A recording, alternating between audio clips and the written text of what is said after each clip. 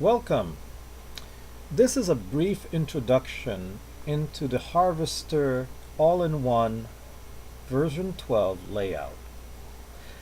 The major changes to all-in-one version 12 is that we're using time instead of ticks for our charts, where our main trading chart, the VLOT chart, are all 1 minute for all of the instruments that we're trading.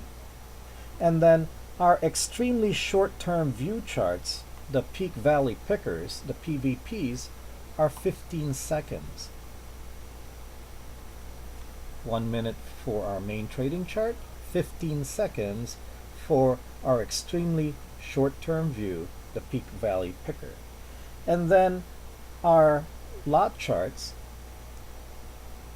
are 5 minutes for our medium term view of the market cycles. Now let's take the S&P 500 as an example on how we use these new lines up here in region 1. So this is region 1 where the price action is, and this is region 2 where the rest of the STO lines are. Now the trading plan for AIO-12 depends upon the pin that comes from the peak valley picker, the prime in line. When the prime in line or pin crosses through the zero, that's an opportunity that we need to evaluate whether we should take it or not. In this case, yeah, we can take this because the prime is with us. And now we go here into region 2 and notice that, oh, we have a crossing of the prime and jerk VLOT has entered into the mids. Now what are the mids? These green lines demarcate what we call the mids, the upper mid, the lower mids, and in the middle is the zero line, and then these dashed lines are designate the danger zone. So this whole area is the danger zone. Essentially what we say is that when any STO lines is just going sideways in the danger zone, don't bother trading. It's not going to serve you. Now, why didn't we wait for the jerk lot to enter into the mids? Because the jerk lot is very high order. It's a medium term view of the market cycle. We're only concerned if there's an opportunity like to take a long here that the jerk lot is with us in color. It does not have to be inside the mids. Only the primes and the jerk VLOT need to obey the mid rule. It has to be inside the mids, going inside the mids for us to take a position. And this is how we know the playground, because one of the STO lines either bounced off the mids or came from the outside to go back into the mids.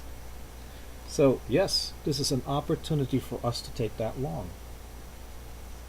And we would stay in this long until the prime has finished creating a peak and creates the next lower peak. And that's where we would get out. But if you're very jittery about staying in, every time pin does a zero cross down, look and see whether the STO confirms that you should get out.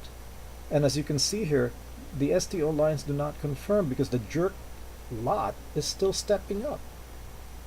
So once the STO lines gets outside the mids, in this case outside the upper mids, you're now in a region of sustained trend. This is all sustained trend because the jerks in region 2 are outside the mids and the prime in region 1 remains outside the upper mids.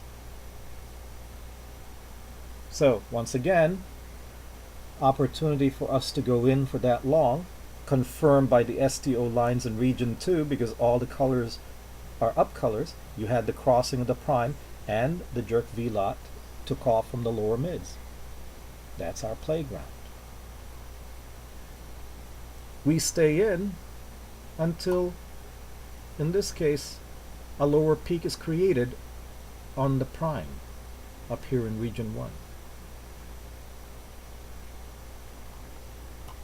Now let's take another instrument to see if we can use the same logic. This time, we'll look at the downtrend.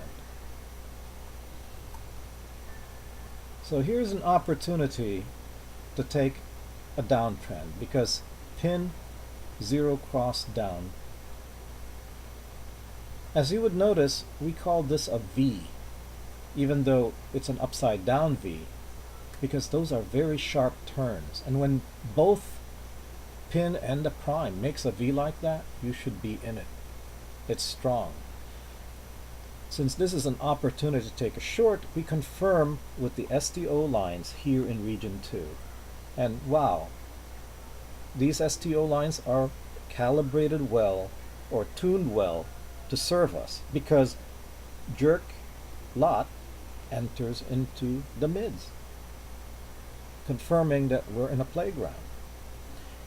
And you notice that the blue lines, the prime V lot, which is the dotted blue, and the prime lot, have what we call a Russian L, a squarish turn. All the Russian L, the squarish turn, as well as the V, are very powerful. So yeah, we go in and take that short. When would we exit? You could exit at this opportunity here because you have a V here on the pin and a Russian L on the prime. So yeah, we'd get out there because I don't want to stomach this retrace up. But in truth, if you look at the jerk lot, it's still a down color and stepping down nicely. So you could have stayed in and possibly gotten out here as the price action has gone sideways. And as you can see here, the jerk goes flat inside the danger zone. The danger zone is demarcated by these dashed lines around the 0. I consider the danger zone just a big fat 0. So it's essentially flat in the 0, but we call it in the danger zone. Now, we could have stayed in, theoretically, until the jerk lot turns the up color. Or, once again, you have the meetings of the line to go the opposite direction.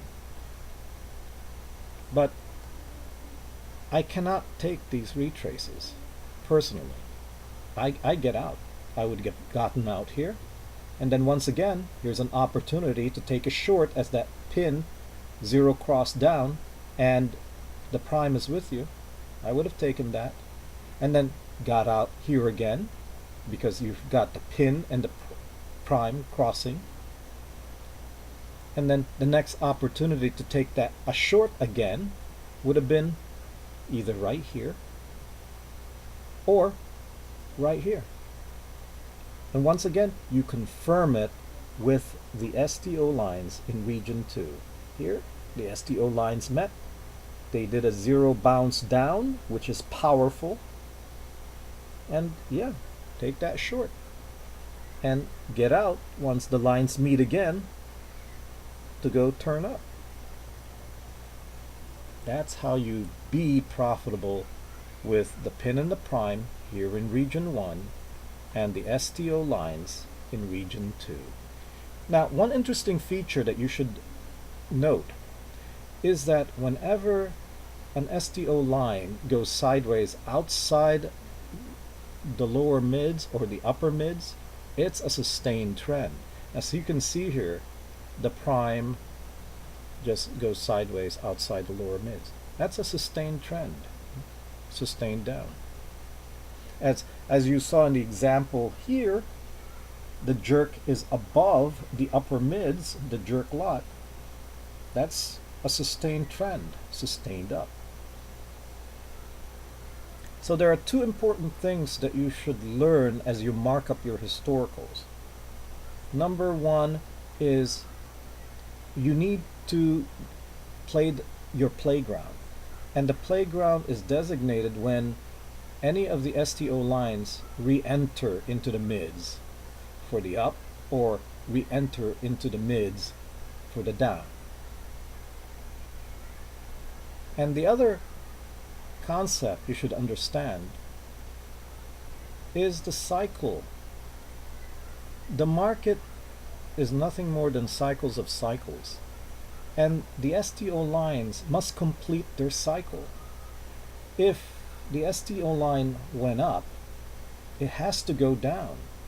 Either bounce off the zero, which completes a cycle, or go through the zero, create the valley, and begin going back up again, as we see here. Everything is a cycle, and you need to be cognizant of the cycles of the STO lines, because every STO lines have a different cycle. As you can see here, the faster lines cycle more frequently than the slower line, which is the jerk lot.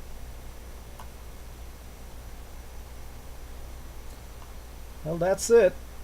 I hope this helps you as an introduction. To help you understand who is the fastest line, up here in region 1, the fastest line is the dotted blue, which is the pin, the prime in. The slower line is the dashed. In region 2, the fastest line is the prime V-lot, the dotted blue.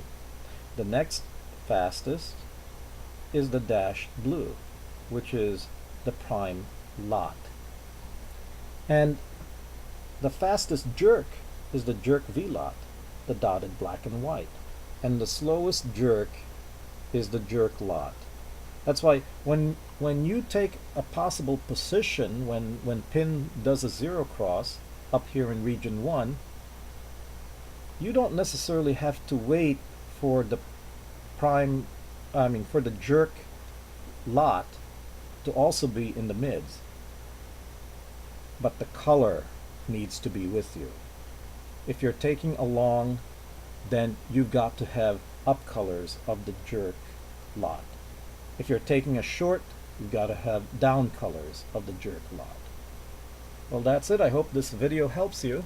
It's just a brief introduction. Do your historical markups and watch these lines work in live demo. Many blessings. Bye-bye.